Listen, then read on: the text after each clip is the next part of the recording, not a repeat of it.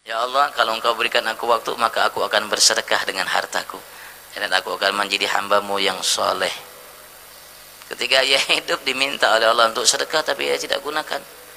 Diarahkan hartanya untuk hal yang tidak bermanfaat bagi akhiratnya. Andaikan ia sedekahkan untuk kebaikan, maka ia akan dapatkan balasan dari Allah Subhanahu wa taala. Allah berjanji kepada kita, ketika harta kita infakkan ke jalan yang baik, Allah janji Allah pasti ganti. Berapapun yang kita infakkan pasti akan diganti oleh Allah Subhanahu wa taala. Tidak nunggu kita ikhlas, tidak nunggu kita ikhlas untuk mendapatkan ganti dari Allah dari harta yang kita infakkan.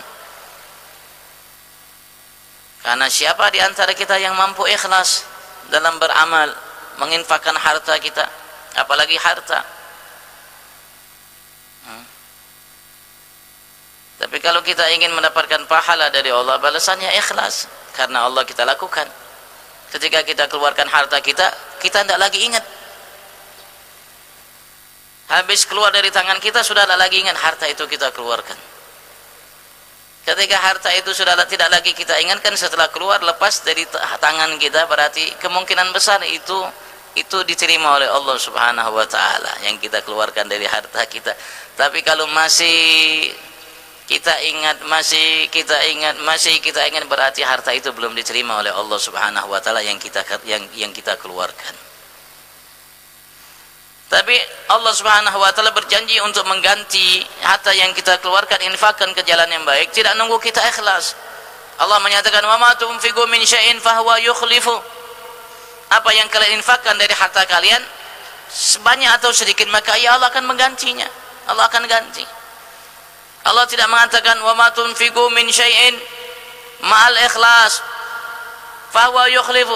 Apa yang kalian infakkan dari harta diiringi ikhlas, maka Allah ganti. Allah tidak mengatakan bersamaan ikhlas, karena Allah Subhanahu wa taala paham kita, mengerti akan kondisi kita dan siapa kita.